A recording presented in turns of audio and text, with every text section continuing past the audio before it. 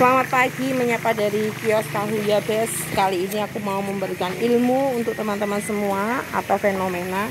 Nih, gasku menjadi beku kayak gini. Membeku seperti ini ya guys ya. Ini namanya proses kondensasi, sehingga menyebabkan tekanan apinya yang semulanya besar menjadi berkurang seperti ini. Nah, prosesnya ini LPG kan dikompensasi menjadi cairan di dalam tabung. Nah, gas itu kan perlu panas. Jadi gas memperoleh panasnya itu dengan menyerap dari besi. Nah, akibatnya besi kehilangan panas dan menjadi dingin. Lalu setelah itu menjadi uap air kayak gini. Uap air menjadi beku, beku menjadi es. Ini kalau aku lihat di Google, suhunya bisa mencapai maksimum minus 42 Celcius ya, sehingga membekunya menjadi cepat. Karena tekanan tinggi jadi bekunya semakin cepat. Kalau di rumah paling tuh kayak yang ini, karena kan tekanannya nggak terlalu tinggi. Kalau di rumah paling membeku keluar airnya kayak gini. Kelihatan nggak sih airnya? Nah, ini keluar air. Nah, kayak gini. Nggak terlalu beku karena tekanannya nggak tinggi. Kalau di tempatku yang ini tekanannya nggak terlalu tinggi karena ini untuk kompor pematangan aja. Kompor yang pertama nggak terlalu tinggi. Kalau yang kedua ini yang tinggi. Nah, kalau membeku seperti ini tekanannya menjadi kecil. Ini kamu saksikan ya guys. Bentar, ini kan tekanannya seperti ini. Kalau ini tak masukkan ke air, caranya supaya gas yang di dalam ini mencair, aku udah siap satu ember untuk mencairkan gasnya ini. Oke, tak masukkan ke air seperti ini. Oke, nah apinya jadi gede seperti ini. Apinya menjadi besar kembali, gasnya udah masuk ke air. Nah, gas masuk ke air seperti itu harus selalu dicek ya guys ya. Kadang regulatornya itu bisa kendur, mengakibatkan gasnya itu bocor. Jadi harus dicek terus menerus, dibaui, dicek suaranya. Kita harus peka ya, karena kita bermain atau bekerja dengan api tekanan tinggi seperti ini. Nah, nanti air di dalam ember itu dia akan menjadi dingin lagi karena memang ini tekanan tinggi, akan berproses seperti itu. Ambil tong. Bentar ya guys. Kalau gas di rumah itu pasti jarang banget membeku karena tekanan gasnya kan biasa-biasa aja ya. Kalau di kiosku ini kurang lebih dipakai 1 jam udah langsung keluar embun dan langsung membeku seperti itu. Nah, ini dia akan berproses seperti itu. Nanti air di dalam ember itu akan menjadi dingin banget dan nanti tekanan apinya akan menurun lagi. Caranya bagaimana? Kita ganti dengan air yang baru. Proses seperti itu berlangsung kurang lebih 3 kali atau 4 kali. Jadi kita harus sering-sering mengganti air supaya tekanan gasnya itu tidak berkurang. Nah, gimana? Ada yang tanya boros apa enggak sih pemakaiannya? Menurutku enggak boros. Memang cepat habis karena paling kalau aku pakai dengan kompor yang ini itu 3 jam atau 2,5 jam udah habis. Kalau kompor yang ini bisa 4 jam sehari. Jadi sehari aku membutuhkan sekitar 4 sampai 5 gasnya. Enggak boros karena kita hitung hasilnya ya. Jadi satu tong itu membutuhkan hanya 1 gas. Jadi hitungannya nggak boros ya, karena hasilnya maksimal gitu loh. Hanya bedanya dia cepat aja. Dan itu kan yang dicari oleh pedagang ya, cepat dan hasilnya banyak.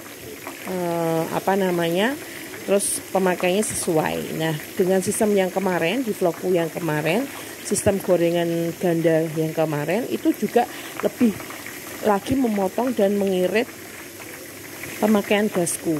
Yang semula aku pakai mungkin 6 atau 7 bisa diirit menjadi 3 atau 4 atau 5 aja. 3 atau 4 atau 5 itu maksudnya tergantung dari pesanannya ya guys. Kalau pesanannya banyak ya tentunya pemakaiannya tambah banyak gitu. Jadi nggak boros, sesuai dengan pemakaian dan sesuai dengan hasilnya seperti itu. Nah, kalau kita bekerja dengan api seperti ini ya teman-teman, harus senantiasa indera pembawanya, indera pendengarannya itu dipertajam ya. Jangan sampai kita lengah, jangan sampai kita sepelekan. Karena dulu aku pernah kejadian ya, karena waktu itu belum berpengalaman. Jadi ketika itu aku membawi gas, aku pikir alah biasa aja, itu paling gasnya mau habis. Tapi ternyata seluruh ruangan ini udah full dengan gas aku nyalakan dan akhirnya terjadi kejadian yang fatal. Jadi kita harus benar-benar perhatikan bau gas jangan disepelekan, bunyi gas mendesis juga jangan disepelekan. Sekecil apapun tetap harus selalu dicek ya guys. Nah, kalau di rumah bagaimana penanggulangannya? Kalau di rumah juga bisa direndam dengan gas seperti itu, atau kalau di rumah kan tidak terlalu signifikan ya pembekuannya, jadi tidak kelihatannya nggak terlalu banyak mempengaruhi kualitas apinya. Hanya perlu diperhatikan aja ya, kalau di rumah pembekuannya terlalu berlebihan, kemungkinan ada kebocoran dari dinding gasnya. Seperti itu guys. Nah, ngomong-ngomong, kamu beli gas LPG per tabungnya berapa guys? Kalau aku itu 19.000 per tabungnya. Karena memang aku diantar, jadi mungkin ada sedikit tambahan biaya ya. Jadi aku nggak perlu repot-repot lagi ngambil. Ada yang ngantar ke sini, jadi memang harganya agak naik sedikit. Kalau di tempat lain mungkin ada yang 18, kalau di perumahanku malah 22.000. Kalau di pasar rata-rata 18, 19 sampai 20. Tapi aku lihat ada yang beli di agen itu hanya 14.000. Tapi harus ngantri ke sana dan harus ngambil sendiri. Tempatnya juga cukup jauh, jaraknya sekitar 2 km atau 1 km dari tempatku. Jadi cukup ribet. Aku milih yang praktis aja, tinggal telepon, diantar, udah nyampe. Nah, salah satu kiatnya juga memilih tabung gas yang awet tentunya. Yang seperti ini ya guys, yang di samping-sampingnya ini nggak ada tambahan besinya. Ini kayak gitu, nggak ada tambahan besi di samping-sampingnya.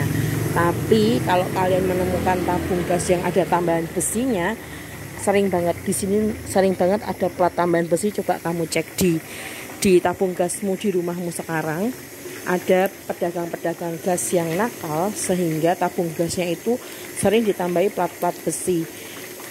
Sehingga beratnya tetap 3 kilo tapi isi dalamnya itu berkurang banyak karena dicuri gasnya sama full agen-agennya. Jadi cari tabung gas yang enggak ada tambahan plat besi di samping-sampingnya ini kayak gitu. Oke, demikian sekilas info dari Kios Tahu Yabes tentang gas yang kenapa bisa membeku, bisa mengembun, dan bisa berair ya guys. Kalau kalian kurang jelas, mungkin karena aku bukan seorang ahlinya, kalian bisa cek di Google aja. Aku lanjut menggoreng dulu. Terima kasih sudah selalu simak vlogku. Oh ya, kemarin vlogku tuh yang terakhir tuh ternyata kacau gambarnya. Nggak apa-apa, nggak masalah ya guys ya. Kalau kalian ada yang perlu ditanyakan, silahkan isi di kolom komentar. Sebisa mungkin aku akan menjawab pertanyaan-pertanyaan kalian jika ada hubungannya dengan apa yang aku kerjakan.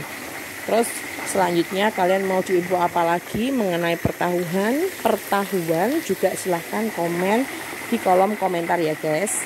Terima kasih sudah selalu simak vlogku. Jangan lupa yang belum subscribe silahkan subscribe terlebih dahulu. Oke, aku lanjut kerja lagi. Sampai ketemu di vlog selanjutnya. Bye, sarangyo.